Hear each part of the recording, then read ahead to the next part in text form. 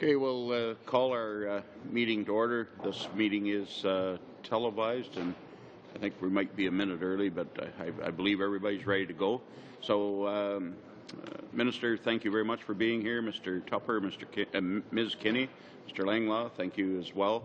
And with that, I'll turn it over to you, Minister. Thank you, Mr. Chair. I just want to note that we're starting exactly 1 minute early, which is a good thing today.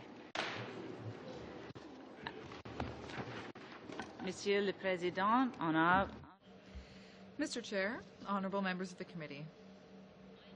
To be here with you today to talk about C-52, the Safe and Accountable Rail Act, which, as you well know, is unquestionably a very important piece of legislation that aims to amend both the Canada Transportation Act and the Railway Safety Act.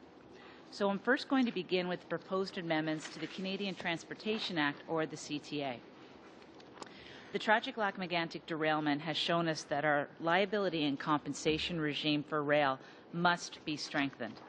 The Montreal, Maine, and Atlantic Railway carried only $25 million in third-party liability insurance, which we now know is not nearly enough to cover the incredible magnitude of the resulting damage and loss to both life and property that night.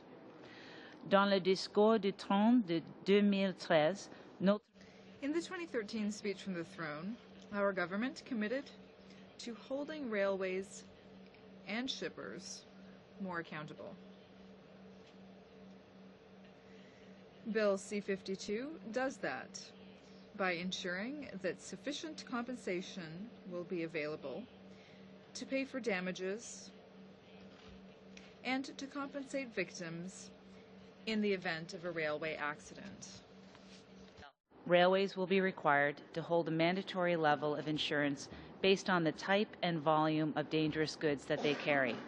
These levels will range from $25 million for short lines carrying limited or no dangerous goods to $1 billion for railways carrying significant amounts of dangerous goods, namely CN and CP. These mandatory insurance requirements have been set based on analyses of historical accident costs, taking into account the severity of past accidents involving certain goods.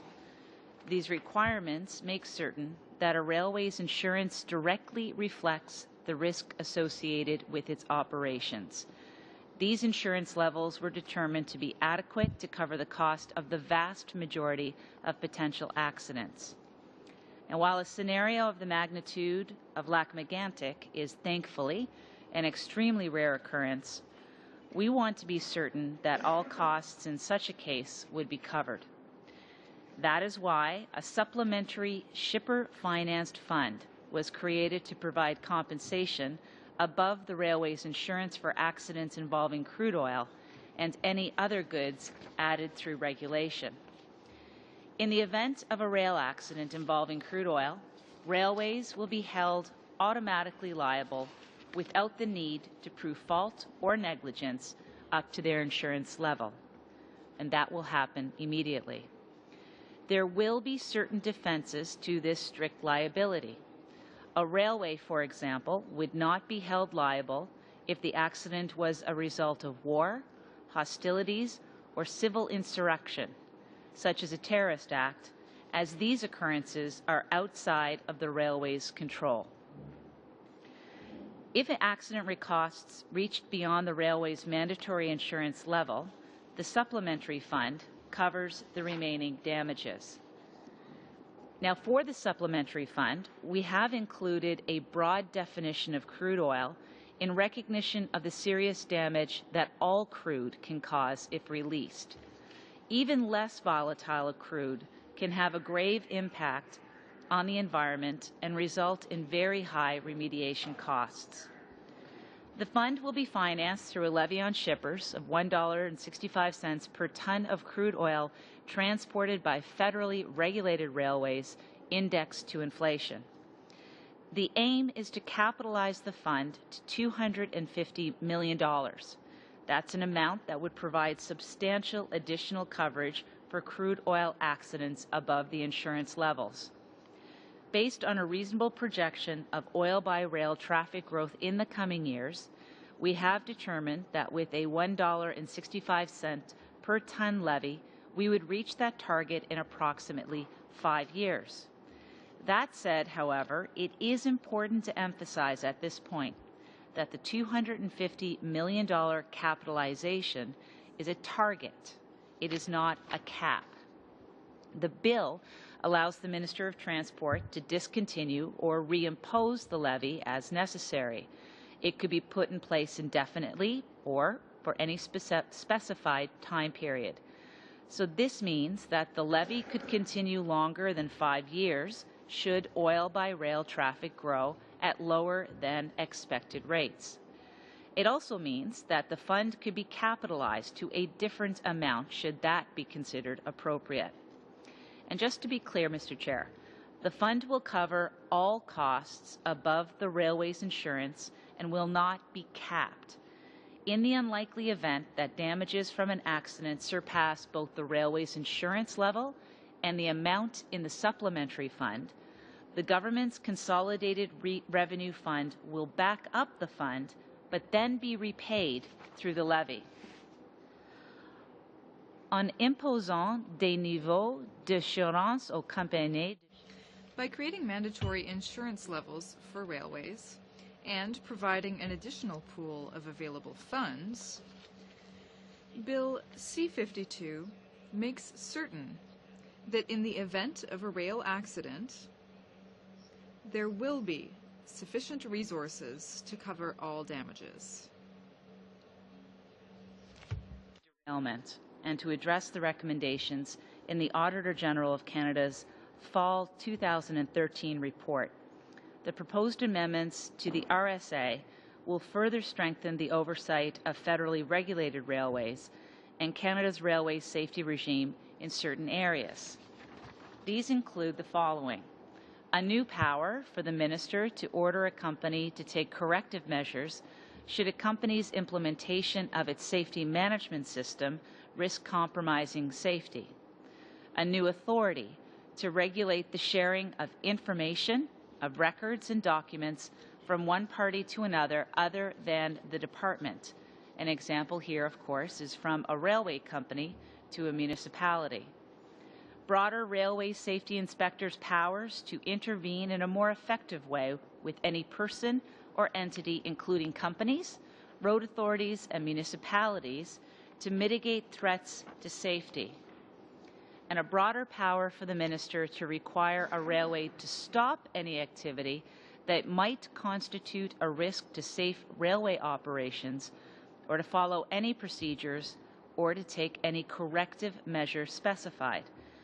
And a cost reimbursement scheme for provinces and municipalities that respond to fires believed to be caused by a railway company's operation.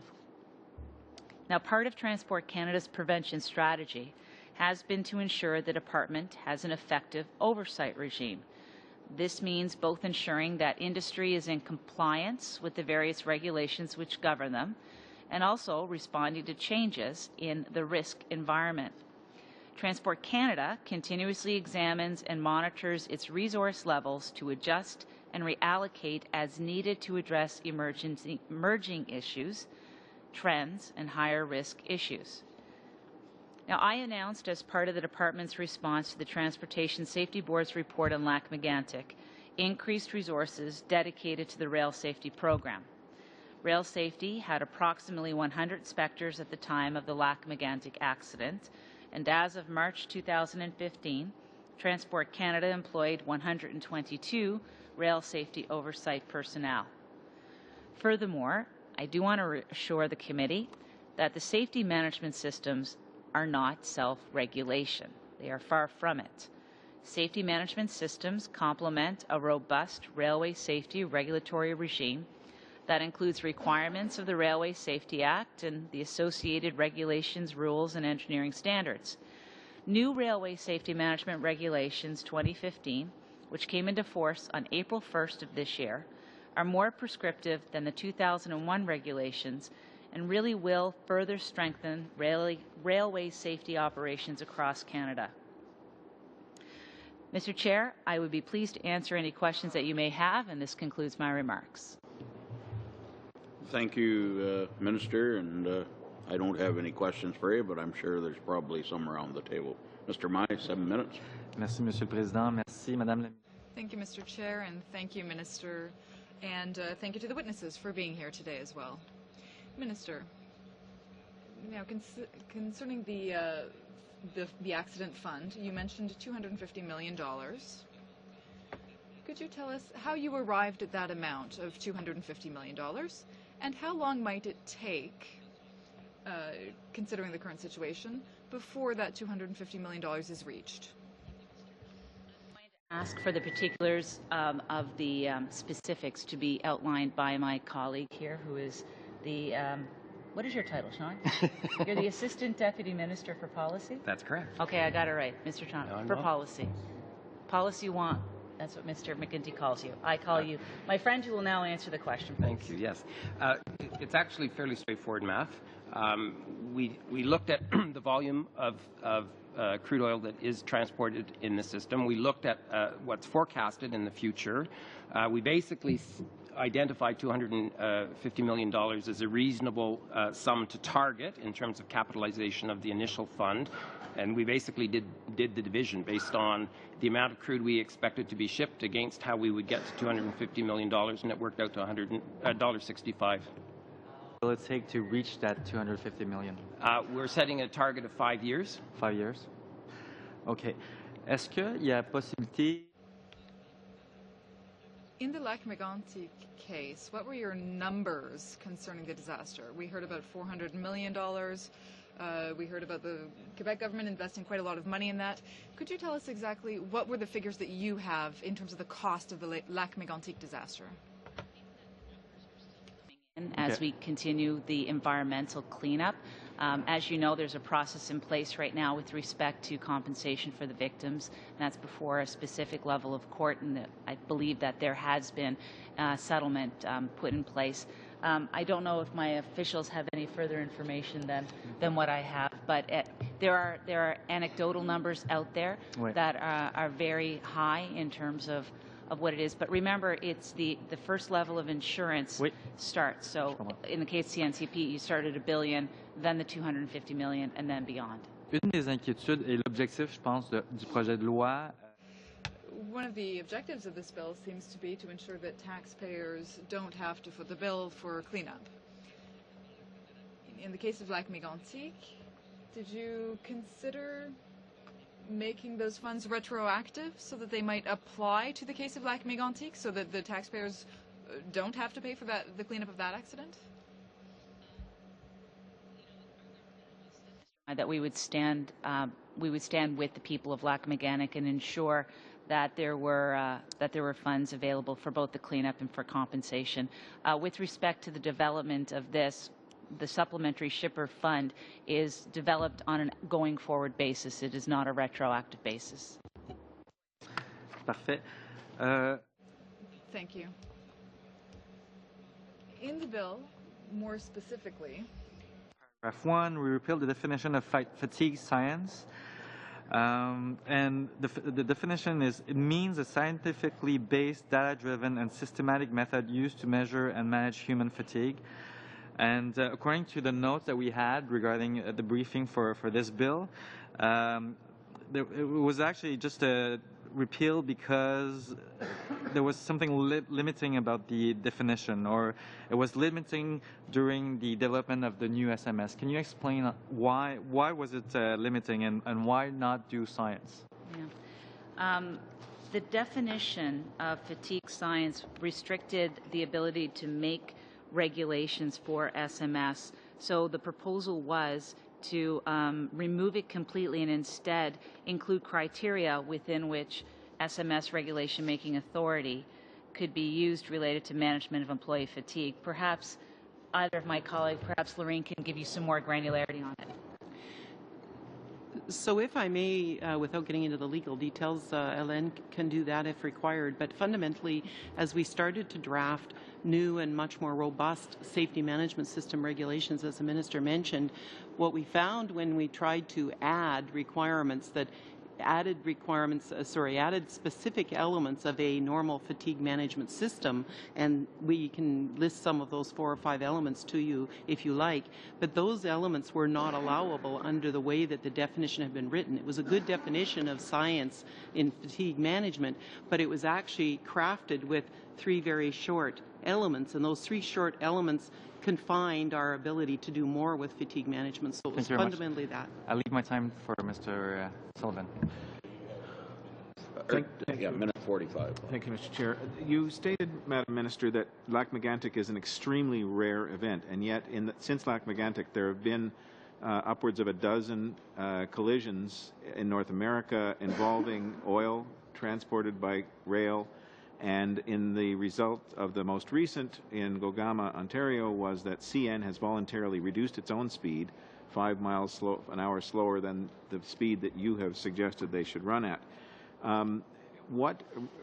The railroads have also provided the ministry with risk assessments, which I'm sure have enlightened you in terms of this amount of money, but what do those risk assessments show? Can we get copies of the risk assessments first? CN has already said that they will. Second, what do those risk assessments show about the risk in heavily populated urban areas such as Toronto, and what the residents there are facing in terms of a risk, a heightened risk, because of the 400-fold increase in transportation of crude? Yeah. What I'll answer is on the risk assessment first, if I may, Mr. Sullivan. And basically, although CN may want to release information and have said that they would release some information, the information is not only proprietarial in terms of business, but is also security information as well, too. So the department has to look at it from that perspective. With respect to the questions around the severity of Lac-Mégantic, I said it that way because it was such a horrible loss of life as well as environmental degradation. And although we have seen a number of derailments that have also ended with an escape of fuel and a subsequent fire and damage, it has never been to that extent. And that's exactly what we're trying to do with this kind of act, is to prevent that from happening. And we've been working collectively, I think, on that since July of 2013. Okay, sorry, Mr. Sullivan, your time has expired. Mr. McGinney, 7 minutes. Mr. Chairman, it's good to see you again. Thank you very much, Minister, for being here this afternoon. Minister, I want to just begin by asking, when you prepared this bill, did you look at the cost implications of administering the measures in the bill? There was a very fulsome stakeholder outreach done on this, I would say, Mr. McGinty, and specifically there's 2 aspects. You take a look at what the costs will be on those who will be affected, and you take a look at the costs of implementation on the department. I think you're talking about that one. And Transport Canada, who held the pen on drafting and who did the consultations, haven't indicated that they needed any further resources for the implementation. And secondly, that the stakeholders did give us feedback, which we incorporated before we went out to final publication of this bill. So costs, for example, to establish the pool compensation fund and administer it, there's no cost there?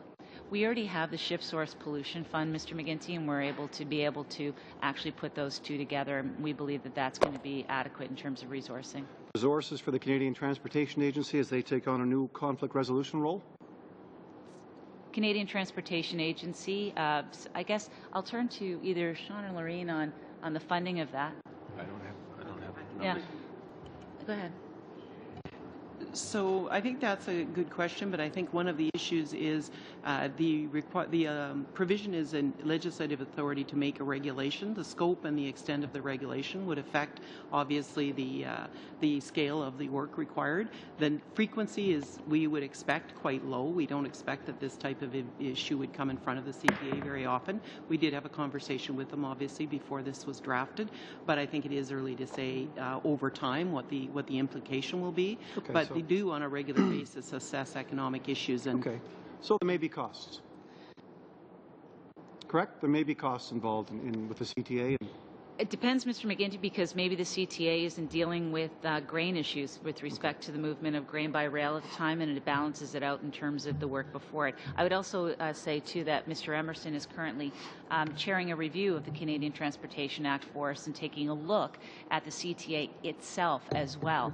And through that, I assume that we'll get some good advice on the CTA with respect to its resource level, and decisions can be made on that once that report's received. Well, I ask, of course, Minister, I think you know where I'm going. I ask because the last time you and I spoke here at this committee, I asked you about your department being cut by 11%, $202 million, at a time when you're short of key staff and inspectors.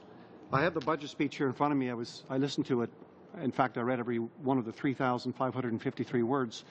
The word transport appears only once, and only in regards to marine safety. So we're interested to finding out. We'll watch very closely to see, Minister, what the implications are of additional responsibilities on regulatory boards and bodies, for example, and your own staff without any additional resourcing. In fact, they're going to have to accomplish all of these additional responsibilities with a $202 million reduction, over 10% from your department. You would agree that those are the numbers, correct? What I would agree is that the department has a bulk number. They know that they can reallocate funds internally depending upon what they're focusing on at the time, and that we work very closely with the department in developing this legislation, their plan going forward, their budget for the next 5 years. We have a good understanding of what needs to be done, and I'm very satisfied that they're resourced well enough for it. So last time you were here, we were in disagreement about the fact that your department was cut 11%, $202 million. Are we now in agreement that your department was cut 11%, $202 million?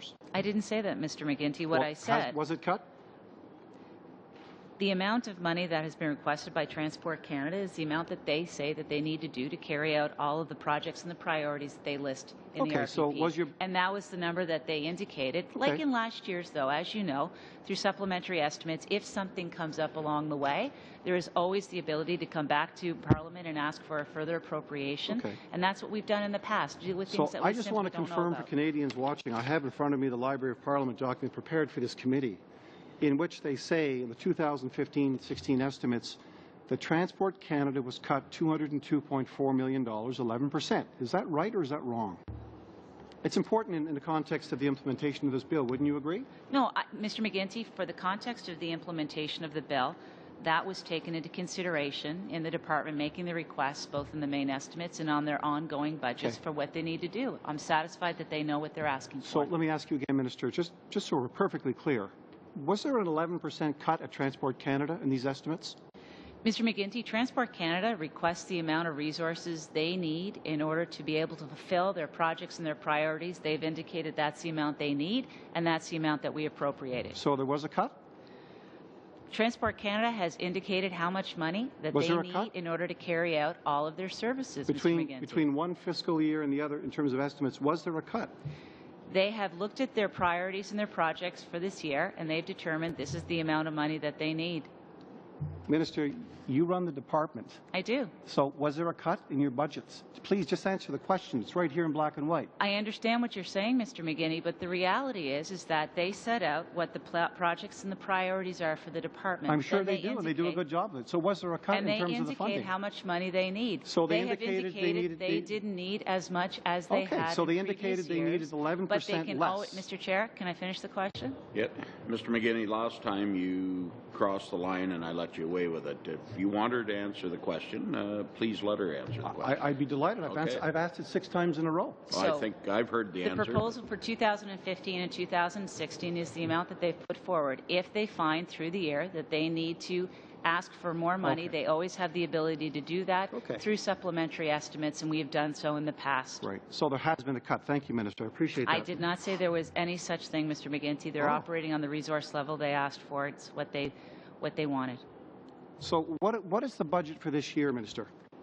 I don't have that number in front of me, Mr. McGuinty, because I'm here to talk about our Safe and Accountable Rail Act. So am I. I can help in terms of preparing. You can tell me what it is, because obviously you have it in front of you. You don't have the budget numbers as Minister of the Department of Transport in front of you today? I did not come with the budget numbers, but I can look to somebody else in the department for that information, and we'd be pleased to provide it to you. Just have a couple seconds. Great. Use them judiciously. Thank you, Mr. Chair.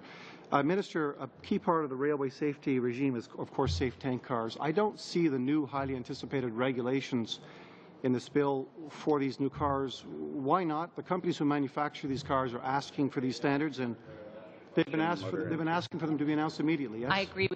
TNT, we are working very diligently to come out very soon with what that new standard is. The department has provided an update on their website, but most importantly, we need to ensure that we are harmonizing as much as possible with the United States, and those discussions are ongoing.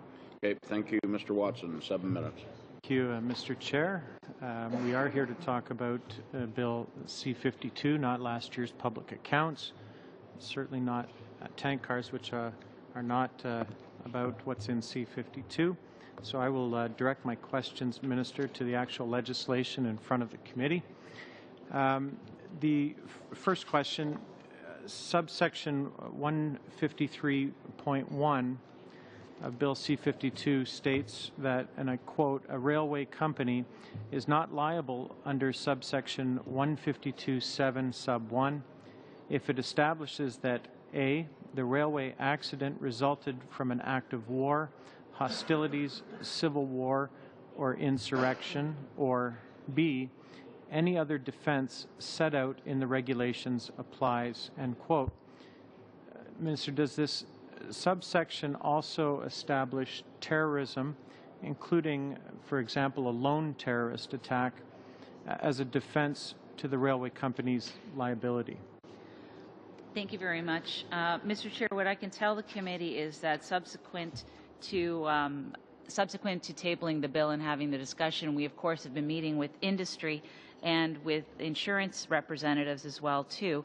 And I want to make clear, just for the sake of making clear, that the language used in the defense pertaining to war, hostility, civil war, or insurrection, that's in section 153.1, does align with the other statutes in Canada, and those statutes are interpreted to include acts of terrorism as well. And I appreciate the opportunity to make that clarification here to the committee. Thank you, Minister. We've been, I think, hearing incorrectly that the supplemental fund is somehow capped at the level of $250 million. It's something I've been hearing frequently. I think it's even been reported that it's capped at $250 million. That's not my understanding of the bill. Minister, can you clarify? Can you clarify that? Yeah. Sometimes it's easy for people to see the term capitalization and think that we're saying a cap. What we were saying is that initially the fund would be for $250 million. That's how we developed the amount, $1.65, and the number of years based upon how much oil there was. But the important part of this, Mr. Chair, is that this fund is not meant to be capped or cut off. It will cover all damages above the railway insurance in the event of a rail accident involving crude oil. So claims against the fund will not be limited. As I said, we picked $250 million to capitalize to because that would actually give a substantial additional coverage for crude oil accidents. But it is a notional target, and the bill does provide that a ministerial order can be used to suspend or reinstate a levy to ensure that the fund is at the appropriate level to accommodate liability and excessive insurance requirements, and as well, if needed, while not holding excess capital unnecessarily, because you don't want a fund that can't be utilized necessarily. In the unlikely event the damages from an accident surpass both the insurance level and the amount in the fund, the government's CRF will back up the fund, but this is a loan, and it would be recouped through levies back to the shippers. In fact, you wouldn't want levies in perpetuity for I think the reason you said earlier, Minister, which is that you may not require them, first of all. The Ship Source Oil Pollution Fund, I think, is a perfect example of that, where there was a target initially for it. The levies ultimately stopped. The fund continued to grow based on interest on the fund to a significant level, and this would function in very much the same respect, if I understand that clearly. That is the model that we chose to follow, and it's for good reason too. From a public policy point of view, shippers don't want to see the government collecting taxes and levies on a continuous basis and growing that capital that cannot be utilized in other parts of the economy. I wanted to return to the question of fatigue science for just a moment. That is being withdrawn. I think it's in 17 sub 1, but authority is being put in. I think it's in 34 sub 3 for the authorization, if you will, for the SMS regulations to tackle the issue of fatigue management with respect to employee scheduling. You referred to some of the, I think Ms. Kinney referred to some of the, or at least notionally to some of the restrictions in the legislative definition. Can she point to some of, I'm looking at the principles, I think, that are included in the gazetted SMS regulations. Can you cover the, I think there's 4 aspects that are in the SMS regulations? That's so the 4 things that we wanted to ensure that were covered is human fatigue.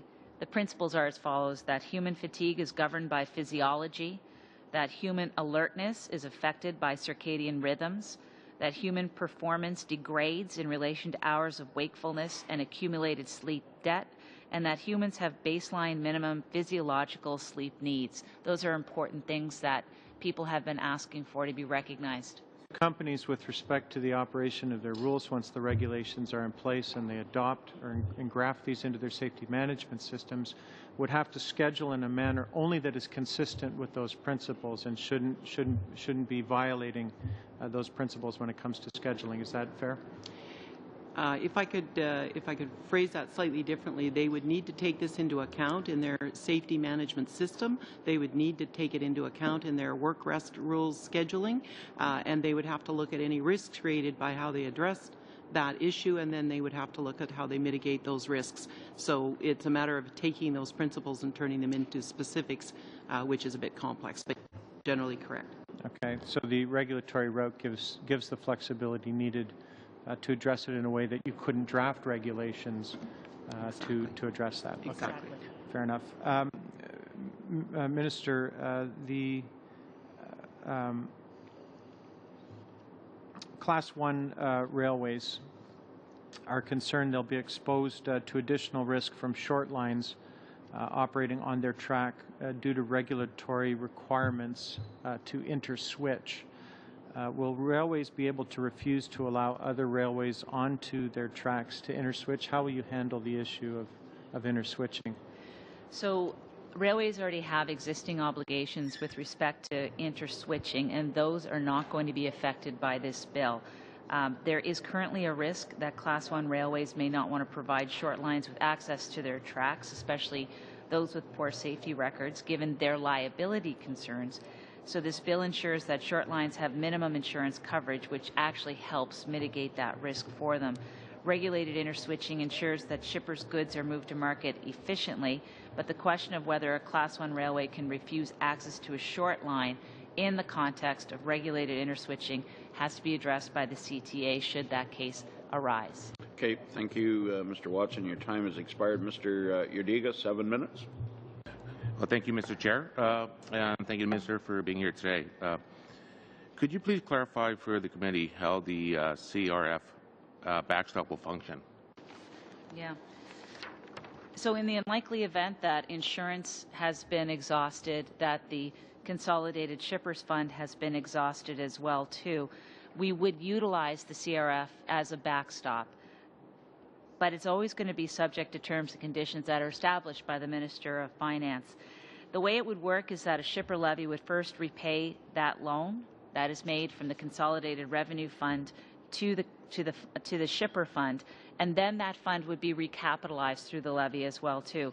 The bill allows and gives authority to put in place a special levy on railways to help repay that loan, to make sure that liability continues to be shared appropriately in the event of a catastrophic accident. So we have covered off how we can go back and recoup those levies and that loan from the shippers.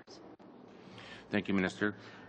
Okay, as you know, subsection 152.9 of the bill, C-52, states that if a railway company is liable without proof or negligence under subsection 152.7, subsection 1, under any other act with respect to the same railway accident, the company is liable under the subsection up to the greater of the limit of the liability for an amount that is referred to in that subsection, and the limit is up to which the company is liable under the section under the act.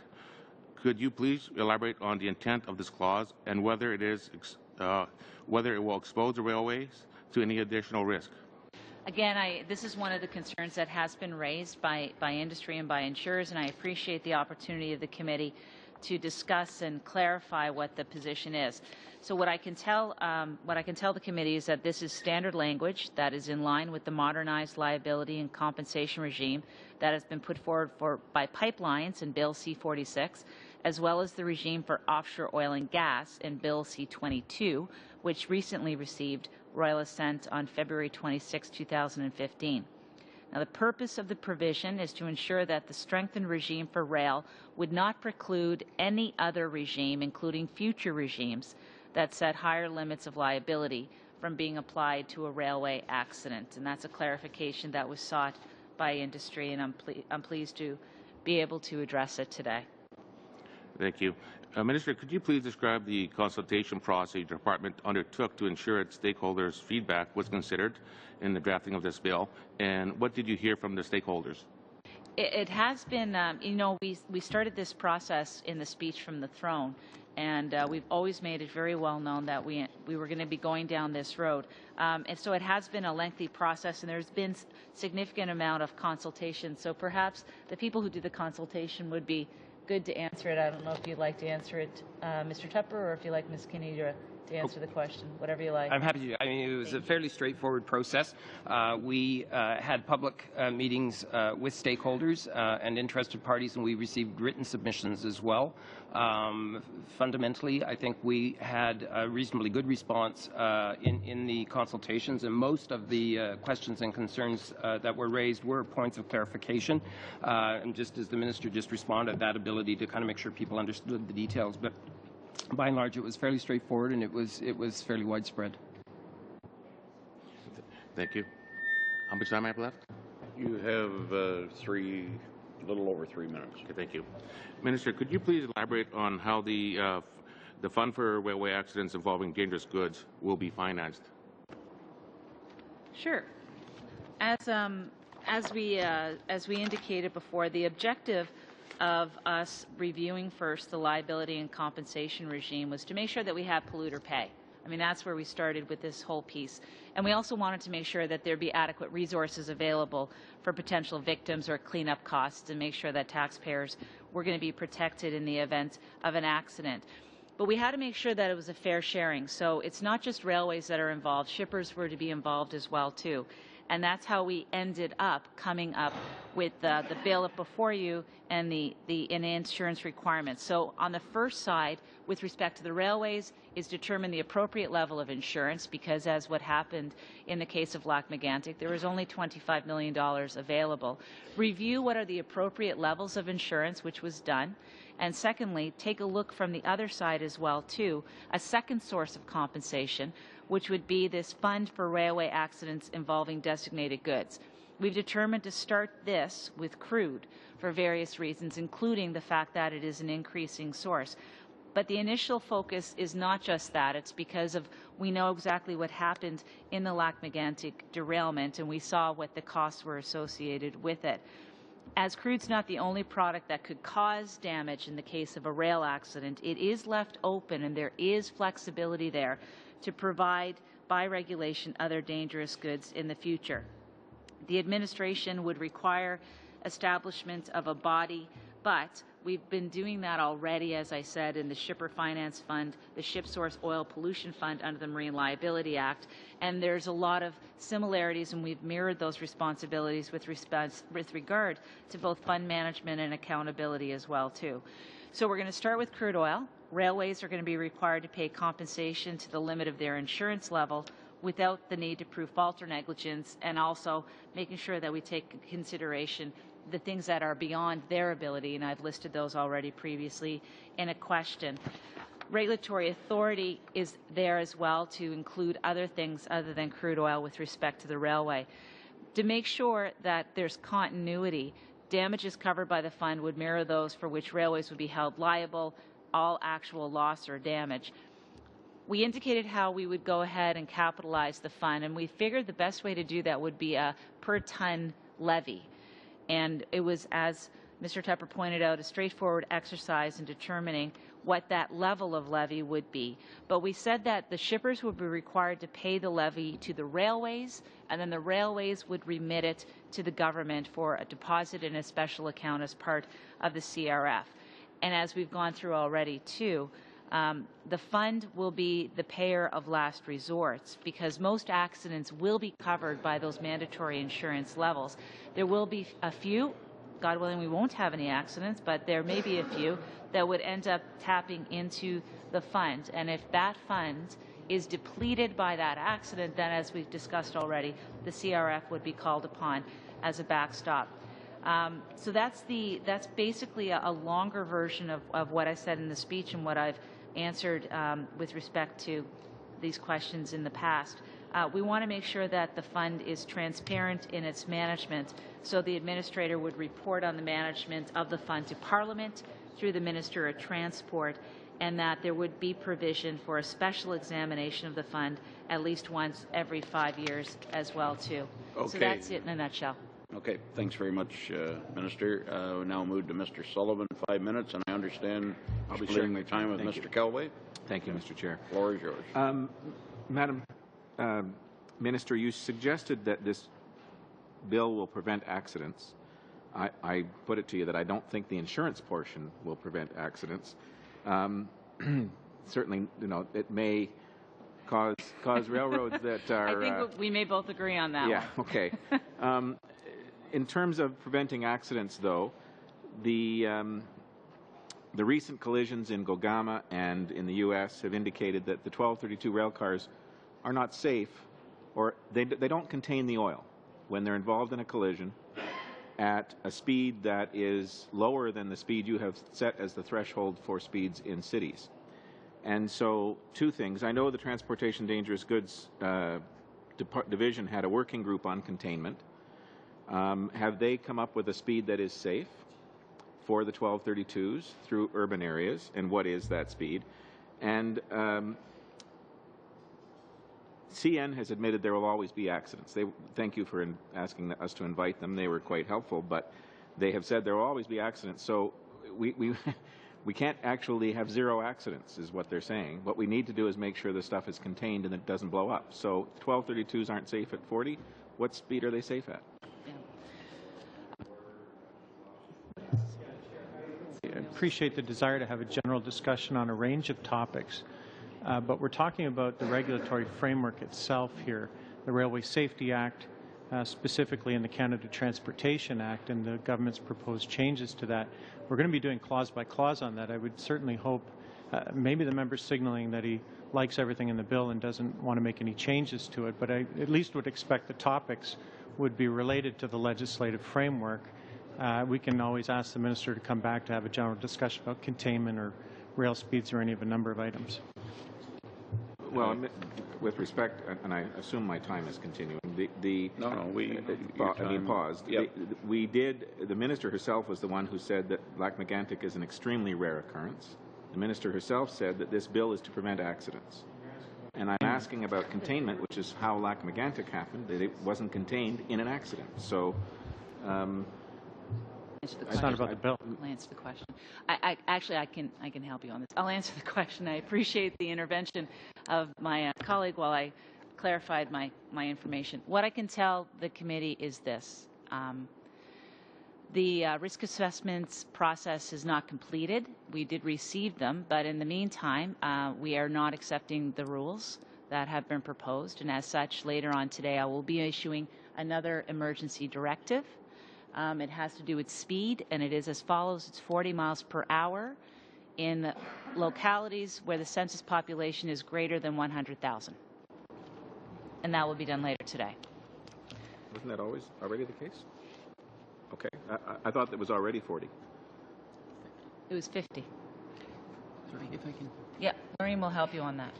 If I can clarify, there was a reduction of speed to 50 for all key trains with 20 or more cars of dangerous goods, and that was issued in last year, and that also required the risk assessments to be done, and that where there were higher risk areas, they would need to look at, for crude oil, et cetera, a speed of 40 miles an hour, but it wasn't a consistent requirement in all urban areas. There were about 28 risk factors that were looked at. Okay. Thank you very much, Mr. Chair, and through you to the Minister. Thank you for being here today. You mentioned a formula, or Mr. Tupper did, for the determination of the fund, and it was essentially volume now plus forecast to get you to the 250 in 5 years. I was wondering if you could please fill me in on what that volume is now and what the forecasted volume is. What's the math there? I don't have the specific math with me. It's grand to call it an equation. Essentially, our objective was to capitalize the fund. We set a notional target for capitalizing that fund. We tried to have a good understanding of what the volumes were that were currently on the rail, and basically it was simple math. How much is going over 5 years, and it's straight division. I can get you those numbers if you want the specifics. Mr. Killaway, through you, Mr. Chair, if the member is interested in seeing what the projections are that we used in order to base this math, we would be very happy to provide that to the committee through you, and you can distribute it to the members. That would be great. Thank you very much. The second question, the sum that we're talking about is being called reasonable and a notional target. But I'm wondering if you could tell me more about the scenario that gives rise to that sum. You know, you are in receipt, I know, Minister, of a letter by Mayor John Tory of Toronto and 17 councillors who are quite reasonably anxious about dangerous goods running through quite literally their backyards in Toronto, very dense neighborhoods. And so I'm wondering if you could lay out for us what scenario you imagine this sum would actually end up covering. Yeah. Through you, Mr. Chair, the department undertook a number of analysis, and what they did was they historically took a look at what were the types of accidents that had occurred and the level of damage that had occurred from it. And from there, they did a statistical analysis, literally, of how much we would need to have, given that there would be insurance involved as well, too, in order to make sure that they'd be able to carry off the entire amount that an accident could happen. I'm just looking for the particular information because I know what you're seeking, and I've had that information in the past.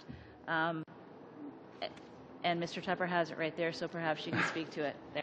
So essentially what we did is we did do the thorough analysis of our historical data, and we came up with a projection that we believe will cover between 90 to 99th percentiles in terms of risk. This is my question. Even for all the paper flipping, can I get 30 seconds in? Well, you're not 30 seconds. I'm concerned about the reliance on historical data when the growth in dangerous goods by rail has been increasing exponentially. So clearly the probabilities are growing over time, and that's my interest in the formula. Okay, that's more a statement than a question, Minister. No, and the answer to that question is that's exactly why we ended up having this ability to use the Consolidated Revenue Fund as the backup and then put a levy on the shipper to recoup that loan as well as continue to recapitalize the fund again. So that's exactly why we did that, to make sure that we set it at a level that is between the 91st and 99th percentile, which is a good analysis. And then from there, we do have the ability to ensure that polluter pays and that taxpayers aren't on the hook. Okay, thank you very much, Mr. Luong. 5 minutes. Thank you, Chair. Minister, I would like you to elaborate a little bit on how the Fund for Railroad Accidents Involving Dangerous Goods will be financed. And more specifically, once it's financed, is there a cap to it, or is this a continuous fund that grows into an astronomical figure? And then, and how does that fund expected to be managed in such a way that, you know, we, like any other funds, there is growth involved, or is it given to a third party, like insurance company, to do the work? Yeah. Thank you very much for the question, Mr. Chair. The fund has been based upon and mirrored on very successful funds that we've had in the past, and that would be the Ship Source Pollution Fund, where simply put, you put a levy on the shipper, you collect that levy, and you maintain a fund to be utilized in the event that other sources in order to do the cleanup or to compensate are exhausted. In this case, we say that there will be a minimum insurance level. After that, the fund is available. We just discussed at length a minute ago about the importance of ensuring that we took a look at the historical information on quantum associated with accidents. And I'm comfortable that the department did a thorough analysis, and that's why the target for this initial capitalization is $250 million. So to give you an example, in the case of a CN or a CP, if there were to be an accident that did indicate there would be compensation to victims or an environmental cleanup for crude oil, then first and foremost, victims would turn to the rail company because they have strict liability to the limit of their insurance. They caused it. So they would turn to them and produce their receipts, and they would be paid through the insurance company. And one of the parts that's important to this bill as well is that before this bill, and currently as it stands, there would have to be a process through which, if CN or CP disagreed that the cause of the accident was theirs, they could make the individual take them to court. We wanted to cut out the expense associated with that and the uncertainty associated with that to ensure that compensation would flow quickly. As such, the individuals would be able to claim first to the insurance company. If that first $1 billion, in the case of CN or CP, were exhausted, then they could turn to this fund and go through our administrator here in the government to ensure that they would be paid quickly as well, to ensure that they are held whole. And that fund is predominantly solely funded by shippers. It is not a railway fund, it is a shipper fund. And the process by which that fund is accumulated is that the railways charge the shipper and the railway remits to the administrator of the fund.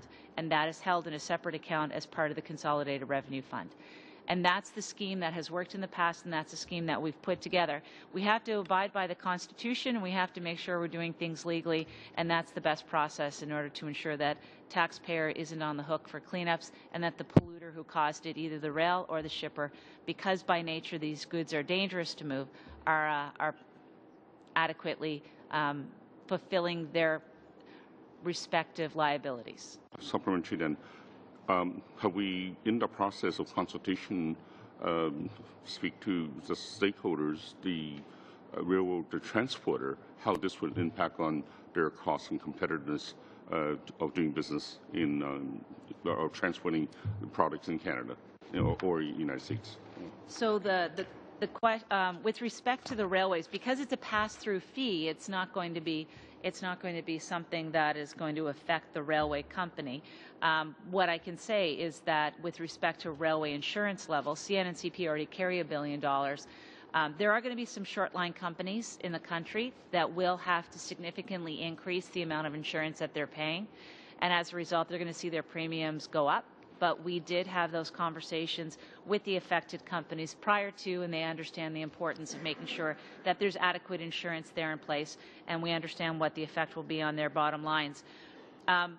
With respect to the effect on the shippers, on the crude oil, who will be paying this $1.65, we are comfortable and satisfied that it is in the range that can be absorbed by these companies, and that they are fully aware of what our intention is, and they understand the reasons behind it. It happens, as I said, in other modes of transport already.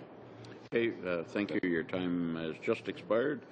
We have time for about 2.5 to 3 minutes on each side. So, Mr. Mai, one or two questions depending on the. Mr. Callaway. Yeah, very quickly, I'm going to pick up where we left off, Mr. Chair. Minister, I say it's becoming increasingly dangerous. Exponential growth in oil by rail, probabilities increasing, risk increasing. You say exactly. That's why the CRF sits at the end of this. And so that's what I want to know. What's the scenario that you're anticipating? What damage to buildings? What environmental degradation? And most importantly, how many lives lost are we talking about? Well, Mr. Chair, as committee members know, the best way to come up with an idea of what the numbers should be going forward is by examining historical data. And by far and away, the numbers are growing.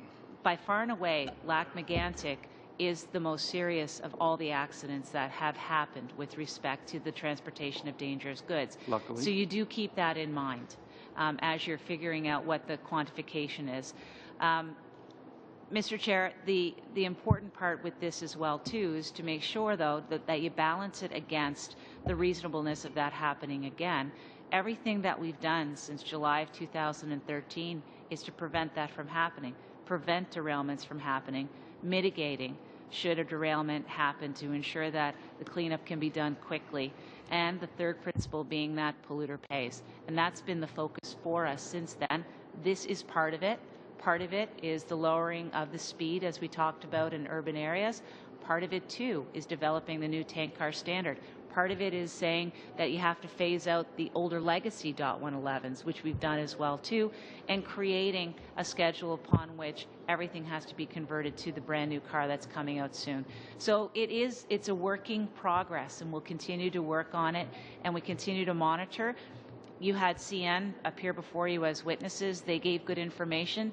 They have a responsibility of safe operation as well, too. It's not just what we do here in creating laws. They have to operate safely on a day-to-day basis. They need to invest in their infrastructure, and we'll be here to make them be held accountable. Okay, you have 40 seconds for a question and answer. Oui, très rapidement, Madame la Ministre. Est-ce que... Yes, very briefly, Minister.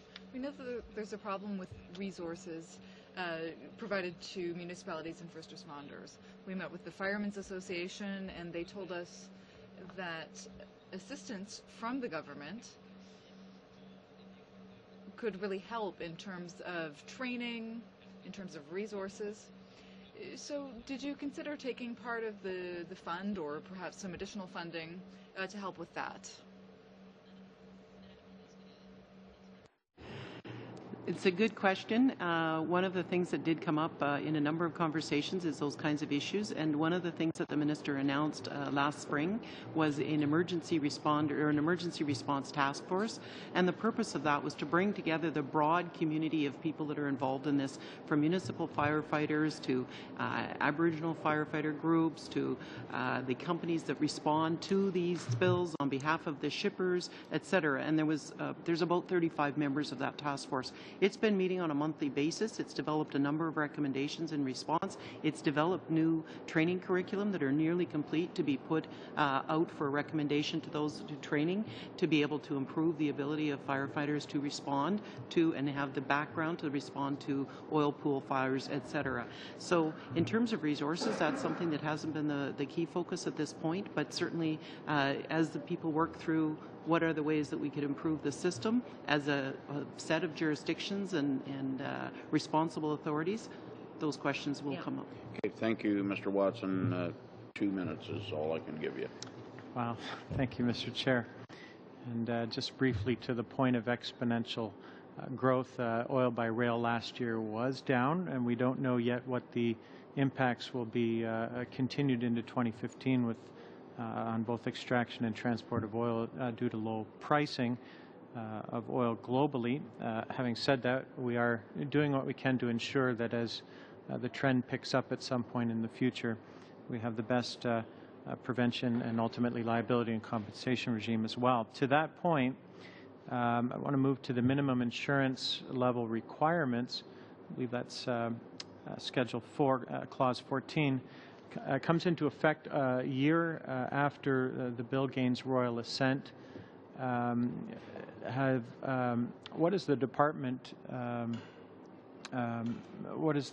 determined in terms of the ability of the market to supply the insurance necessary and at a price that the short lines are able to afford? And then, of course, when those minimum requirements go up, is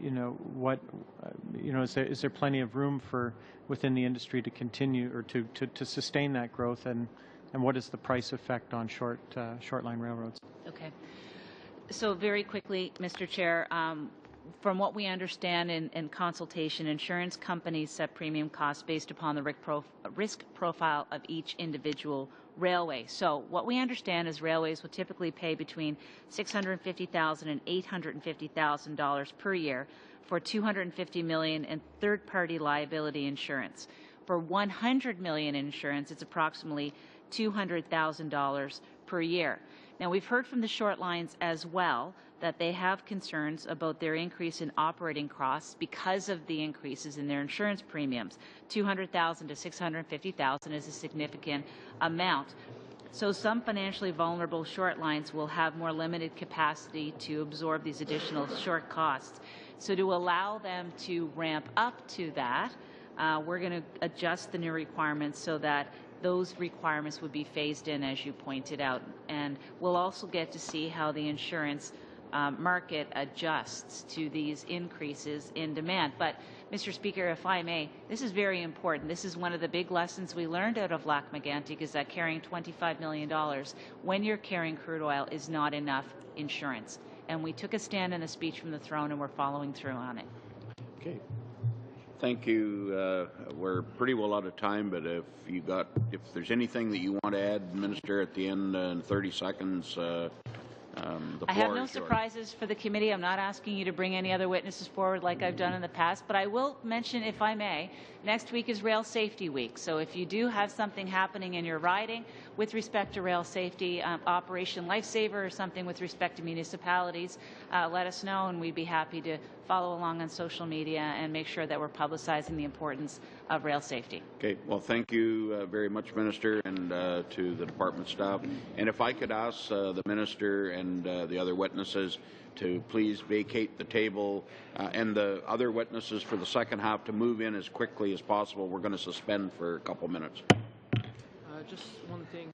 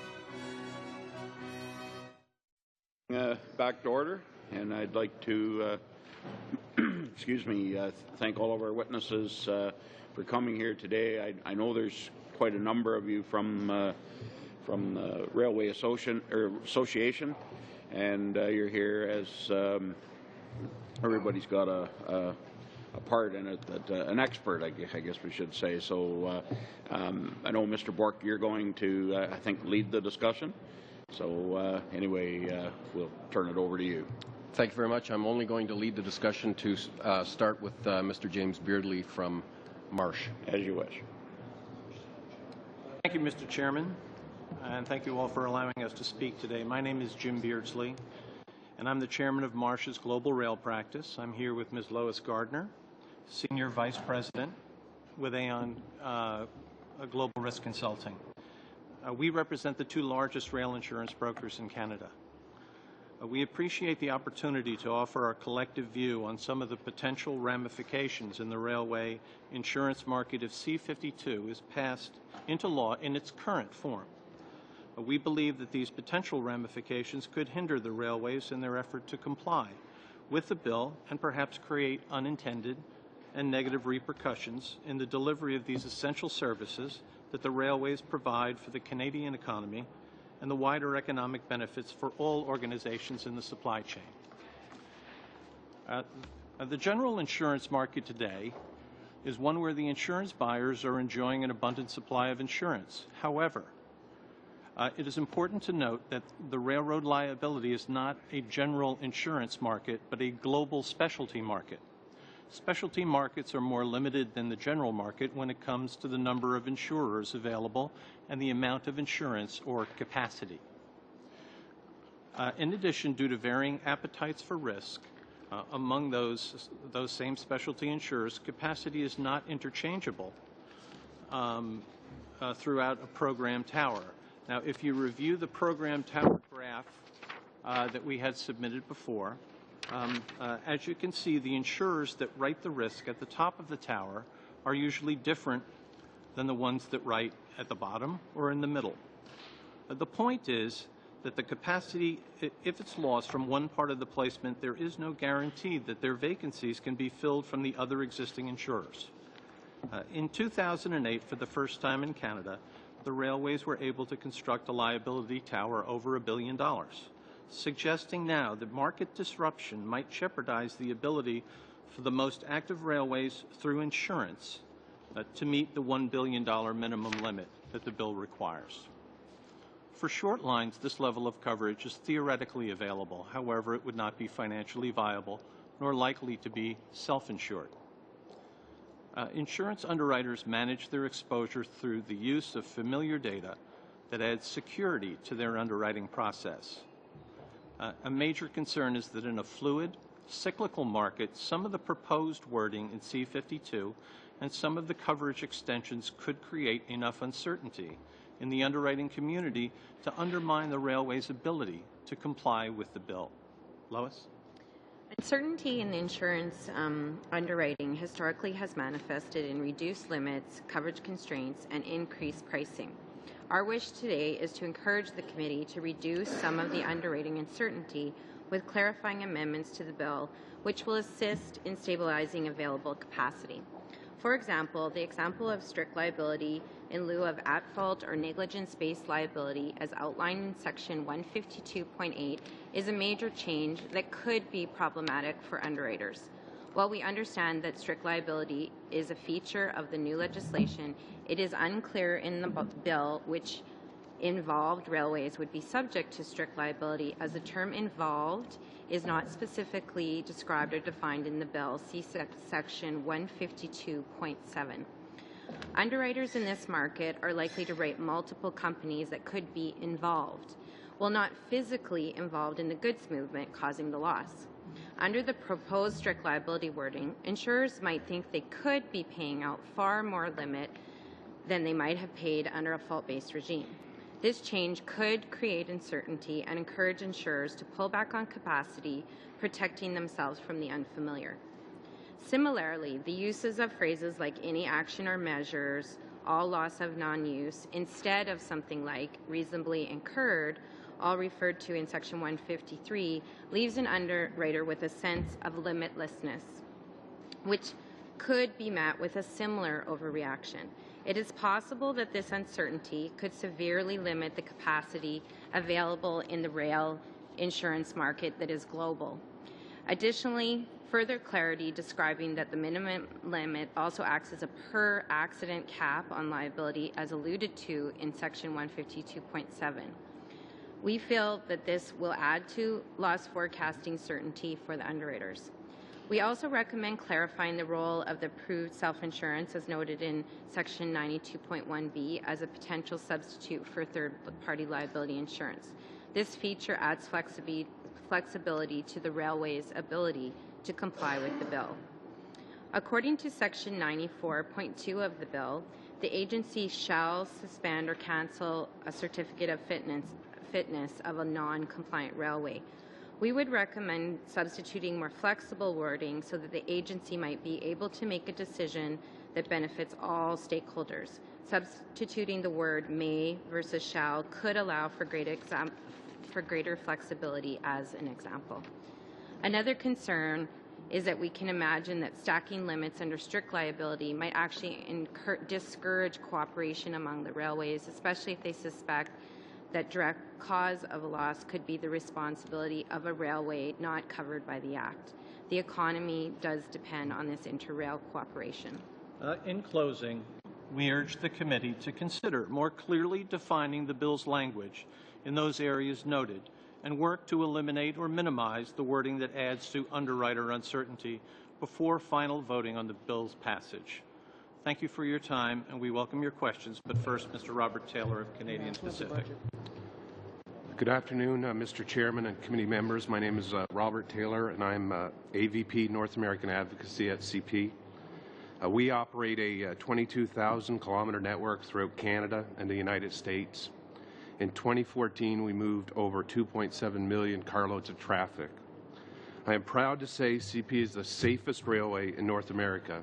We have achieved the lowest frequency of train accidents in each of the last 8 years. In 2014, we had 1.2 train accidents for every million train miles. Our performance in 2014 was a 30% improvement over the previous year, a new record. Rail safety is critically important, as is modernizing the liability and insurance regime for Canada. Our journey is not yet complete, but continuous improvement in safety is evident. It's important to recognize that North America's rail network moves 99.998% of hazardous materials, including crude, without incident. Because even one accident is one too many, we are continuously working to eliminate the last 0.02% of risk from our operations. We can safely and securely move dangerous goods. Now I will talk about the bill. We support the intent of C-52, which is to better define and make accountable all those involved in the production, manufacture, transportation, and distribution of DGs. We need to strengthen the safety and security of the rail supply chain so we can maintain a world-class transportation system, one that is accountable and responsive, works to prevent incidents from occurring, as well as provides for compensation and liability in the event of an incident. Several elements of this bill are items that CP has been calling for over the last number of years, and we welcome action. We do think, however, that in a few important areas the bill lacks policy clarity, and we urge the committee to consider this as you perform your review of the bill. The most important of these are Section 152.7, the wording involved in an accident, especially in instances where traffic is interchanged or passed between railways. 2, Section 152.9, which references other acts that could negate the railway's strict liability cap. 3, how the shipper fund is to be recapitalized if depleted. 4, we also question why the shipper fund is only initially capitalized to $250 million, while the railway has a strict liability of $1 billion. These are important items that need to be clarified in your consideration of this bill. Thank you. Yeah, Mr. Chair, we'll just have our last presenter is Terry Bertium from Essex Terminal Railway, a short line operator. Okay, thank you. As briefly as possible. Thank you, Mr. Chairman. I'm very grateful to have this opportunity to speak about how Bill C-52 may have some unintended consequences that will affect my company and the community that we operate in. And if I could first start by saying that while all men are created equal, all railways are not, and that's especially true in the case of the Essex Terminal Railway. we operate 100% of our revenue is from interswitching, is from servicing the industries that are located on our line and taking those goods to and from the mainline carriers that we connect with. And I believe that we are unique in that aspect. In fact, the CTA recognized that when they exempted us from the interswitching regulations due to the fact that 90% of our revenue is from interswitching operations. We're unique in other ways. We operate totally within yard limits. We do not have mainline track. Our main track is only 19 kilometers in length. And although we don't handle crude oil, we do handle dangerous commodities in excess of 40,000 tons. 70% of those commodities travel only 4.4 kilometers on our railroad at speeds of 10 kilometers per hour or less during daylight hours on very, very flat geography. There's no hills. And we have an incredible safety record. I have been with the company for 34 years. We have a very, very strong safety culture, and we have never in the 34 years has our insurer had to pay a claim due to damages to third-party property or rail. But because of C-52, we will be forced to increase our insurance 4 times. And that will come at a very significant cost that we cannot pass on to our customers. We are operating in a very competitive environment, in a very depressed local economy. We have the highest unemployment in Canada. We have lost 50% of our business in the last 10 years. We've lost that business because plants have closed. They've moved their operations to other areas where it's more economical. Anything that we do to increase the cost of our customers' business will undoubtedly result in lost business to them and lost jobs for the 850 or so people that work for the industries that we serve. We feel that I was glad to hear the minister say that the railway liability limits should be equal to the risk of the company, and the risk of our operations obviously is not the same as MM&A. We operate at very slow speeds. As I said before, we have an impeccable safety culture. Wrap up, Mr. Berthing. Good? Oh, yeah. okay. We'll handle the rest through questions. Okay, then. Thank you very much. And last, Mr. Benson, 10 minutes or less, please. Thank you, Mr. Chair. This is really 2 bills. The first dealing with insurance. We called for the creation of these types of funds, so we are supportive of it. After inquiries, we were informed that the money deposited in the fund would go to a special purpose account. Our question, a CP lockbox or an EI cash till, we'd recommend that goes into a lockbox, as all special purpose accounts should. The second issue, of course, is the sufficiency of the fund. We do understand that risk assessments were made. However, after Lac-Mégantic Antique, we're hearing costs of $800 to $1 billion. And we thought perhaps to look at, to be consistent with Marine, $1 billion in a fund or some higher amount may be required. But I'll leave it to the committee to deal with. The second part of the bill is where we want to spend our focus is the Rail Safety Act portions of it. And just as a note, sometimes when bills are reviewed and amended, parties know what have to be done, but they just don't get done at a time. I suggest that that's what happened in 2011 when we reviewed the Act. But post-Lac-Mégantic Antique has changed the landscape. Overall, we welcome the powers this Act gives to the Minister and Department to oversee rail operations. But we do have a few concerns we would consider that you would address. We ask again, where's our 1-800 number? Well, the answer is locked up in the Safety Management System regulations where it doesn't really belong. When this idea was included as an amendment to the Rail Safety Act, it was understood it really should be more like a rule.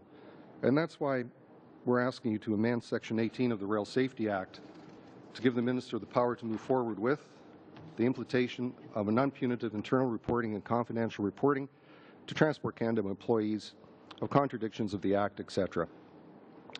Section 17.1 of the bill we are dealing with today and deletes the definition of fatigue science, and we think that should be read with changes made to the fatigue management between Gazette 1 and Gazette 2 and the new safety management systems regulations. Gazette 1 clearly spelled out the running trades, that's the locomotive engineers, conductors, etc., to which the regs must apply, which disappeared in Gazette 2 coupled with what we think rather vague language. Why the deletion, we asked? Well, first, it was an outright mistaken belief that we were given that the definition came from this committee. It didn't. It was demanded by justice as a requirement. Second, they said, as you heard earlier, the definition caused drafting problems. Curious, we asked. It wasn't picked up in Gazette 1. Finally, we were told the definition would require the industry to use scientists and peer-reviewed studies in dealing with fatigue science. It would be difficult. Really? That's exactly what happens in air and road when we deal with these issues. We're asking you to strike out 17.1, put the definition back in, and if Ms. McKinnon was correct, amend it appropriately. At the same time, let's rectify another item that was left out of the review. Fatigue management should definitely be in the safety management system, but the rules should be set industry-wide. Without change, each railway could create its own concept of fatigue management, resulting in each trying to gain competitive advantage through manipulation of what is a safety issue. So we propose a further amendment to the RCA Section 18, giving the Minister the power to create safety management systems, including the principle of fatigue science applicable to scheduling. And we think it might be time to look at anachronism in this Act, Rail Safety Act. Section 20. I won't go through the whole thing, but I'll paraphrase it. A company shall file with the Minister for approval any rules, respect to 1881, etc., it proposes to formulate or revise on its own accord. Further, in 21, the Act permits the Railway Association of Canada, a lobby group, to act on behalf of the companies. It's rather unique. I can't think anywhere else in transportation this occurs. This is a section that resulted in an ADM of Transport, a retiring ADM, signing off on rule changes on December 26. Rules that we opposed, objected to, because we believed it weakened the ministerial directive on rail safety post-Lac Mégantic. Changes that were less about public safety, more about a corporate bottom line, business as usual. Let's be serious. Does the public believe the RAC or rail companies will put the public interest before the bottom line? We think this Act, if you look at the part in the rail safety section, could be really renamed We Don't Trust the Companies Act. The powers to inspectors, the powers to the ministers, all very good things, things that probably should have been included in 2011 but weren't. So let's put rid of sections 20 and 21. Let's put an end to the perception, the reality we think of the industry's self-governance and self-regulation. We think it should be consistent. Rule changes should be consistent with other sectors where rule changes are brought, for example, to the CCMTA and Road, to Carrick and Air, TDG Advisory Council for TDG, and we have set up the Advisory Council on Rail Safety. Let's make the Act modern. If we're going to get into it, let's get into it, and I welcome any questions you have. Much, Mr. Benson, and we move to Mr. Mai, 7 minutes, please. Merci, Monsieur le Président. Merci. Thank you, Mr. Chair, and thank you to the witnesses for being here today. Mr. Benson, I'll start with you. I don't know if you were here when I asked the Minister a question concerning the reason why the definition of fatigue science was changed. What did you think of the Minister's answer, or rather the bureaucrat's answer? Mr. Main, I thank you very, very much for the question. It is consistent with what we were told. However, the rationale behind it wasn't given. The idea that this would make difficulties in making studies and having to look at scientists was raised. We did ask to talk to their legal people to see what was the problem between 1 and 2, Gazette 1 and 2. Of course, we were told that was not possible. The huge concern from the TCRC, the Teamsters Canada Rail Conference, that can't be here today because they're in executive board meetings, was the deletion of the running trades specifically spelled out. They feel in the new Gazette 2 leaves a possibility that, because of the various wording, which I have but won't get into, could actually mean that the people who really require the fatigue management system to be in place may in fact be excluded. Now, we're told we were wrong. We will see what happens going forward. But our concerns are such, that's why we're asking for an amendment and a clarification. Fatigue management has to be dealt with. This committee has dealt with it. Studies have dealt with it. People know we have to solve that problem in the rail industry. And as we said about the Act, we probably trust the rail companies less than the government does, clearly by this Act. Et juste rapidement, quickly. Just briefly.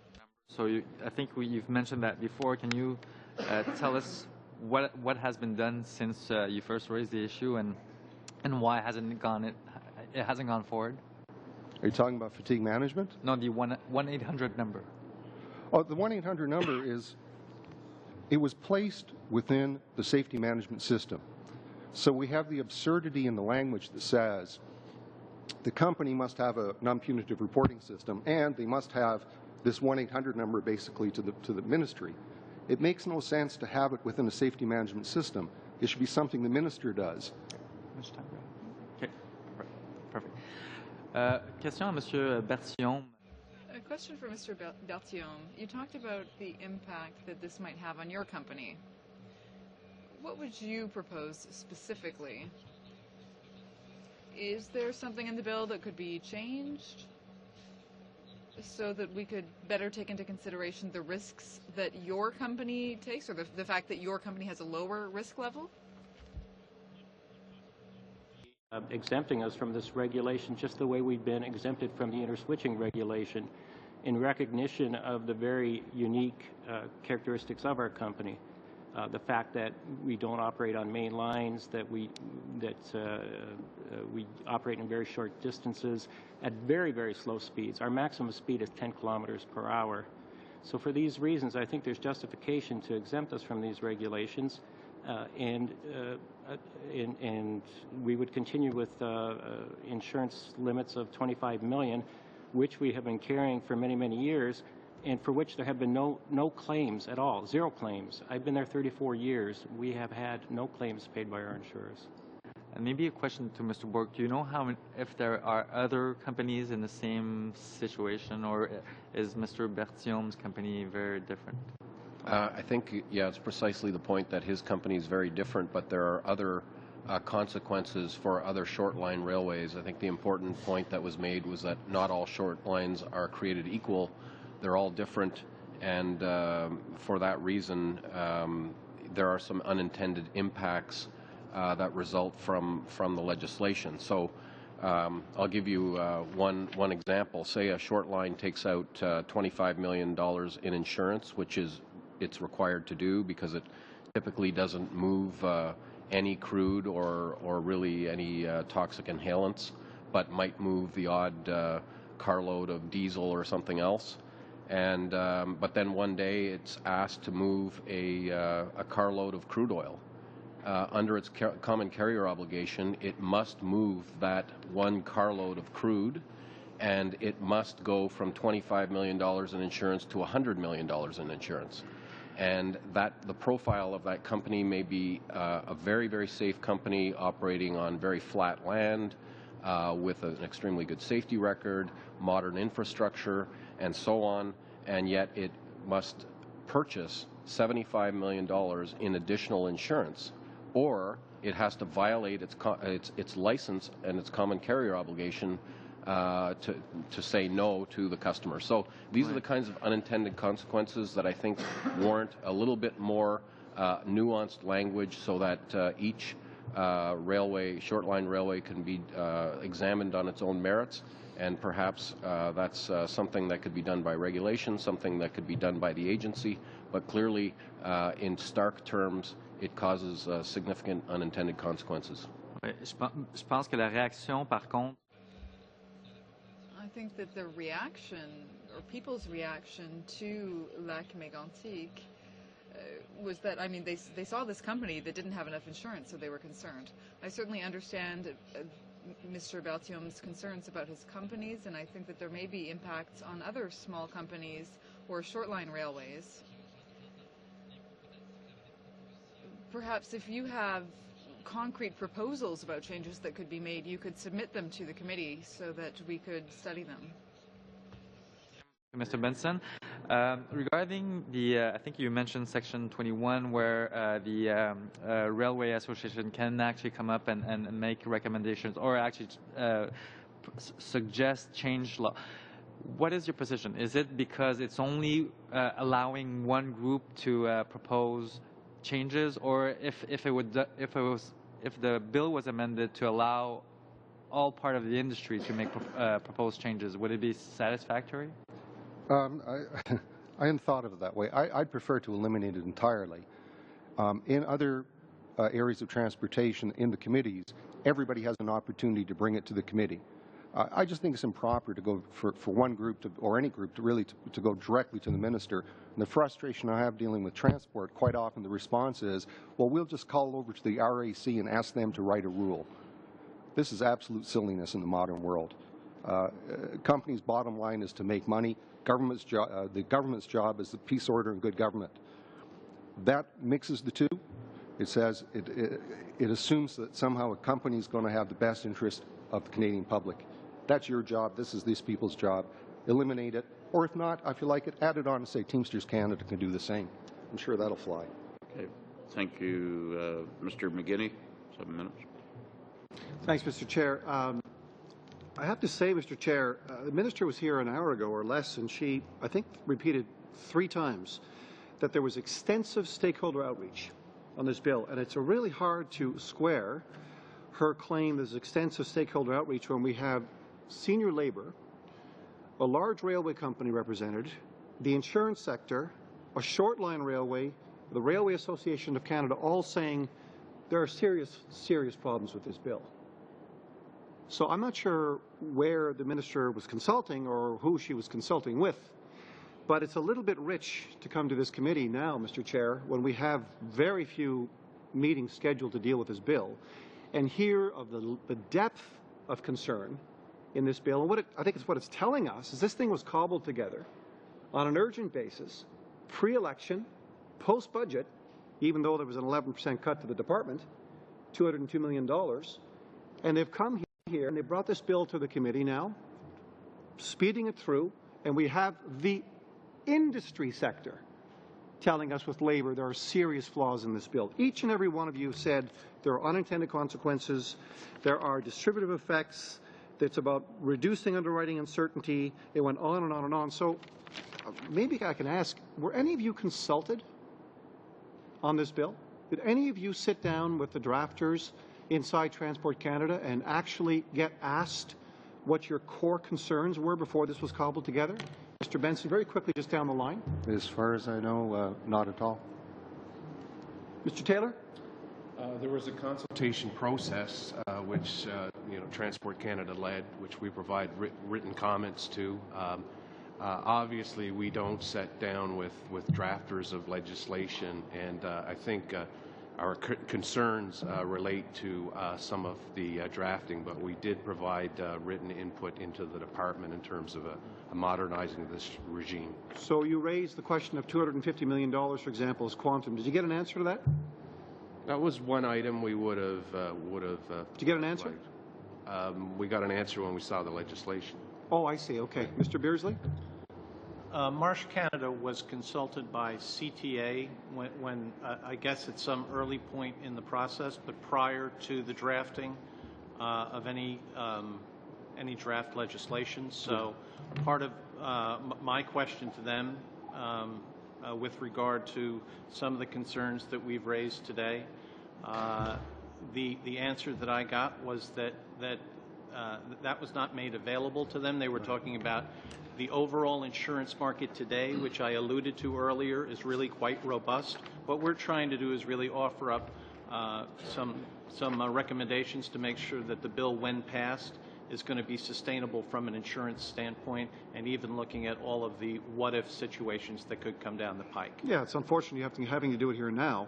If they were listening, maybe some of those concerns would have been addressed in the legislation. If I can skip over to Mr. Berthiaume. Mr. Berthiaume, I want to pick up on my colleague's questioning. I want to learn more about the short line challenge. And not, if you can extrapolate a bit. I know it's hard because you're with one company, but just give us a better idea. They clearly weren't thinking through the ramifications here on short line. We know the costs around Megantic, even though the minister is refusing to tell us, are somewhere between 450 and 600 million and counting. And we know they would have been significantly higher had there not been a layer of natural clay below the substrata in the soil in Lac Mégantic, because had there not been this layer of clay, most of the soil would have seeped into the aquifers and the cost would have been way over $1 billion to clean up. So leaving that aside is one incident, just helping us design our way forward. Tell us more about the specificity that you'd like to see that's built into this bill so we can get this balance, proper between your company and, for example, CP. Well, first of all, as I said earlier, there's no comparison between us and even other short lines, let alone a comparison between Essex Terminal Railway and mainline carriers. We operate under totally different circumstances, and our risk is entirely different. The fact that our insurers in 34 years have not paid one claim says something about the risk associated with our business, and yet suddenly we'll be forced to increase our insurance coverage from $25 million to $100 million simply because we carry more than 40,000 tons of dangerous goods. We carry those goods about 4 kilometers during daylight hours at very, very slow speeds. The cost of that insurance will be somewhere between $75,000 and $100,000. And as the minister alluded to earlier, we can't pass that through to our customers, unlike the mainline carriers. So we have to find a way to deal with those costs. We are operating under very, very depressed conditions. We've lost half of our customer base. For us to try and absorb that cost at the volumes that we're doing right now is just impossible. We wouldn't be viable. So the effect of this could be that, how do we deal with this? Does it cost a job? Do we put less ties in every year? Where do we find the money to pay for this? And why do we have to? We've proven that we have sufficient insurance to cover the risk of our operation. Another thing that jumps out, one constituent wrote to me and said, this bill appears to be all about fossil fuels. And I want to get a better sense of what your perspective is on this. I mean, there are many dangerous goods being transported. In the hierarchy of risk, I think as Mr. Bourque alluded to earlier, I think he did in one of his answers, I should say, there are a number of different products that are risky. Where does, in the insurance sector, Mr. Beardsley, where do you rank, what is the highest ranking type of material? Perhaps it's Ms. Gardner, I don't know. What would be the most dangerous in terms of the hierarchy here, and is it being addressed properly in C-52? We'll get the answer. Well, it's very difficult for me to say whether it's being addressed properly in a piece of legislation. I'm not a legislator. However, I'm happy to offer an opinion on dangerous goods. It really depends. When you look at the two things that we have are frequency and severity. There are a number of models that are out there that targets TIH, PIH as a very difficult commodity with regard to the aspect of severity. But there are very few and falling shipments of that. As was noted, crude by rail has been on the increase, but has started to flatten out. Looking forward, it's very difficult to rate them 1 through 4 or something like that. As was alluded to by Robert, one accident is too many. Crude by rail accident, at Lac Mégantic was very severe. The TIH accident in Graniteville, South Carolina, 10 years ago was very severe. So it's almost, dare I say it, a tie. They're all severe, and one accident is way too many. Okay, thank you. Time has expired. Mr. Braid, 7 minutes. Thank you very much, Mr. Chair. And just as I begin, I wanted to ask Mr. Chair, just at the end of our meeting today, if we could have a couple of minutes for committee business in camera, for me to table a motion that I know all of my colleagues have been anxiously awaiting. Okay. To move that motion. Thank you, Mr. Chair, and thank you to our witnesses for being here. Mr. Taylor, I wanted to perhaps start with a couple of questions for you from CP. You mentioned that there are a number of items in Bill C-52 that you have been calling for some time. Could you just outline what aspects of the bill those are? And obviously these are aspects of the bill that you deem to be critically important. Could you just tell us what they are? Well, I think one element of the bill relates to a liability cap. As you know, has been alluded to, we have a common carrier obligation, so we have no choice but to move goods that are tendered to the railway, and that includes obviously dangerous goods. So, you know, the quid pro quo for being essentially compelled by law to move a good, the quid pro quo, in our view, is a cap on your liability.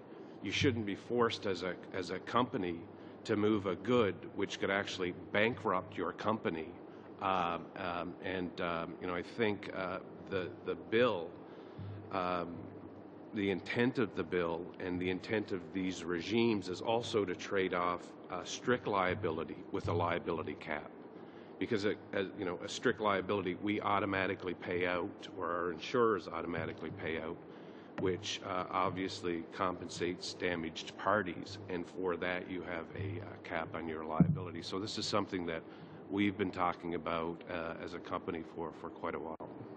And could you give us some insight? I presume that currently today, as a railway, you enter into agreements with shippers on certain types of goods that you transport by rail. Could you just give us some insight into how those agreements work, what they cover, and specifically how they deal with the issue of third-party liability and insurance?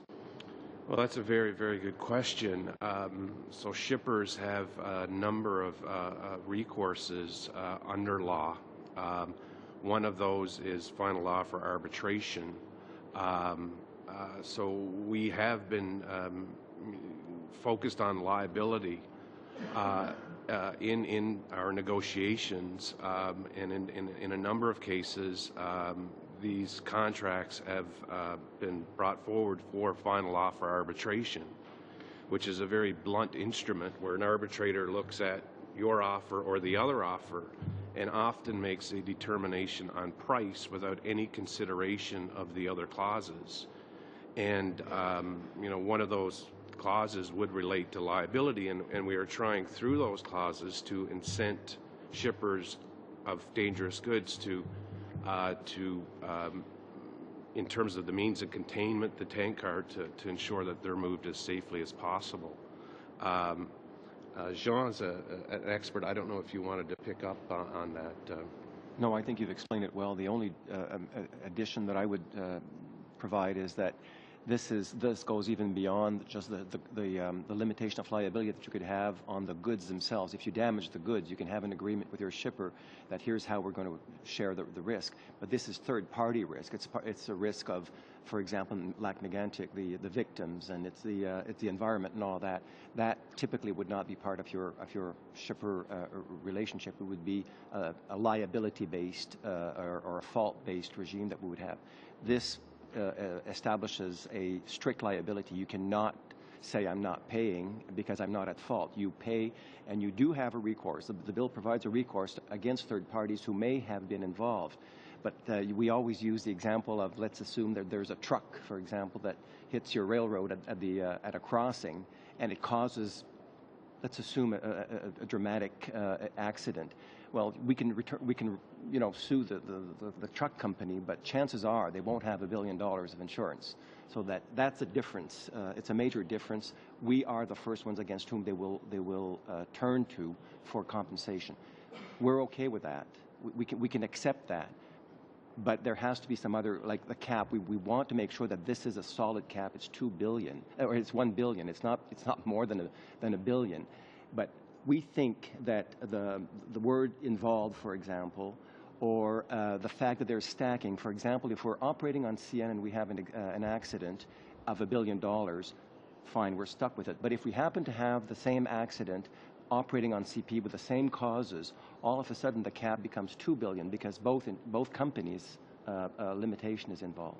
So these are our adjustment that we were looking at, especially on the word involved. Okay. Sorry for the length. No, thank you. Are you okay? Do you support the $1 billion level? Well, we could say it's a bit high, but we would prepared to, yes, we're prepared to accept that and to live with that, and yes, we do. As a class line, as a class 1 rail line. Can you tell me how much insurance coverage you have now, or is that proprietary? It's proprietary, the actual amount, but we have said we have right now in the current market in excess of $1 billion. Okay. Mr. Benson, I believe I heard you say that you feel that these levels of required insurance are appropriate. Was that correct? I think it's up to the companies. It's not the level of the insurance. I think it's more to do with the fund. And just when you look at Lac-Mag Antique and 400, 800 million, it's not for the main lines. I have no concern about CN and CP, but for some of the shorter lines, there may be more funding required. I'm leaving it to the committee, but it was a concern that was raised by the rail conference, and they asked me to pass it on. Okay, thank you. Just have a few seconds left, Mr. Braid. Okay, Mr. Beardsley, which Marsh office are you with? There's no indication on here. I'm actually a global employee, but I sit in Washington, D.C. Okay. And how familiar are you with the Canadian market? I'm more familiar with the global railway market than I am with the local Canadian market. Okay. I'm gonna have to... and there is a difference. Sure. Thank you. Now move to Mr. Komarnicki. 7 minutes. Thank you very much. And obviously I hear that at least CP and CN carry insurance pretty much in line with the cap amount here. And of course, the new fund is there for any excess coverage. My question probably is going to relate mostly to the short lines because there seems to be a greater degree of consternation about the amount of insurance there. And I thought I heard Mr. Beardsley say that theoretically the insurance is available, but it might not be viable, I think is the words you used. There's no question that short lines that carry dangerous goods, crude oil, can be involved in an accident, and I think the general public would expect that there would be some insurance coverage by short lines, and of course a pool to draw from beyond that. Now, as I understand that coverage is either 50 million or 125 million coming into effect a year after the Act comes into being and then doubled in the 2 years. Firstly, from the insurance perspective, is there any reason why that amount couldn't be made available to short lines? Maybe I'll answer that. At the end of the day, there is capacity available in the marketplace for short lines, and there is capacity, but the cost would be in excess of what they're currently paying. So, obviously, what they're currently paying may not be sufficient for coverage, but you're saying you have the capacity to provide the insurance. If I heard you correctly earlier, you said you might want to have some limitations within the policy to limit some of the coverage to reduce the premium, and you might look towards that, but in either case, you're able to provide the insurance. Yes, I think so. I think the greater concern is for the insurance industry is with the words involved and how clearly that is, because as we spoke of, the insurance pays on a per accident basis, and the way that this could work based on the word involved is that you could have multiple railroads paying out at the same time. And although we're not certain, there is a possibility that the insurance companies could try to limit that to make sure they can only have to pay out once. Now, from the short line perspective, I appreciate not all short lines are the same, but if you're carrying a dangerous product and you have an accident, the liability may well be the same. And so, from your perspective as a short line, do you see the amount that initially is set in place and then doubled as too much of a burden too fast, or just simply a burden you can't bear? A burden we can't bear. And again, as I said earlier, a short line is not a short line. You can't compare the risk for my company moving a car 4 kilometers at less than 10 kilometers per hour to another short line who has mainline track, who's operating over hundreds of miles of track at higher speeds. There's no comparison in the risk between the two operations, So and yet we're all painted with the same brush. And so you're saying you don't argue with the fact there should be insurance. You're saying there should be varying amounts depending on how much you haul or carry and the circumstances under which you carry it? Yes. What about the timing? I noticed that the amount of insurance is required to be in place within a year and then to be doubled in 2 years. Would an additional amount of time allowing the short lines to sort of get into position to meet those requirements, would that be of any benefit to your company or to other short lines? I don't understand how you would get into position. I mean, do we cut back on our maintenance? Do we cut back on our employees? Where do we find the money? If we don't have to find it this year, we have to find it next year or the year after. How we can't pass it on to our customers. So at some point in time, we're going to have to deal with the reality of the increased premiums. So you're speaking of your own particular corporation, but is anyone here have knowledge of other short lines that actually do haul a lot of crude? I know in my riding, for example, in Souris Moose Mountain, there's a lot of crude being hauled. Yeah, I can speak to that. Okay. So we do have short lines that are moving significant amounts of crude, and some of them who are able to charge their customer for the additional amount of insurance. They can absorb it in the cost of their operation. And so in that case, the amount of insurance that is proposed in the bill is commensurate with the risk, and it is possible for that railway to recoup their additional costs from their customers. But this is not universally true for all the short lines. So what we're suggesting is that there needs to be a flexibility in the bill so that companies like Mr. Berthiaume's could perhaps go to the agency and argue that their risk is not commensurate with the table that's suggested by the bill, and that they do pay an amount of insurance that is equal to the risk.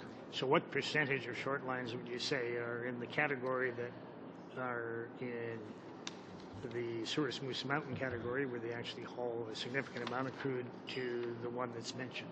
Well, in the case of the one you're talking about, they are actually a provincially regulated short line and aren't even subject to this bill. But what we expect will happen, as happens in more than 90% of the cases of rail safety bills, is that they are copied by the province identically. They don't have the regulatory capacity, the legislative capacity to review, invent, write a new bill. Instead, they just copy the federal bill. So at some point, all of those 40-plus short lines out there will be subject to this bill or a provincial equivalent. So what's the percentage between the two types of haulers? Well, there's not two. There's going to be more than two. Well, fair enough.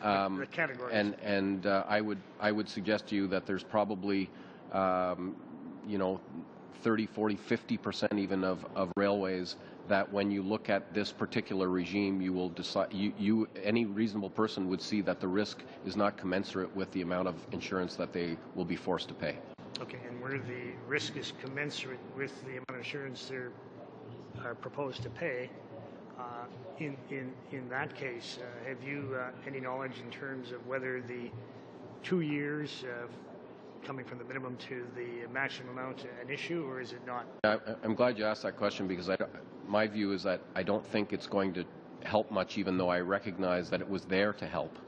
But I don't think it helps much because in 2 years, the insurance situation could change. There could be an accident involving a short line, and that could be a provincial short line, by the way, but the insurance market could change as a result of that, because there would be a change in the perceived risk by the insurance industry. So all of a sudden, the cost of that same amount of insurance is higher next year than it is this year. So it's a difficult thing, but what I guess I'm signaling is that there is a real need for the bill to have a mechanism so that somebody can decide what makes sense. And that's what we'd be asking for. And I think it's a reasonable request. Okay, thank you. We're out of time. We have to go clear the room and go into camera. I want to thank all of you for coming here. Appreciate very much. So thanks again. We suspend for a couple minutes while we secure the room.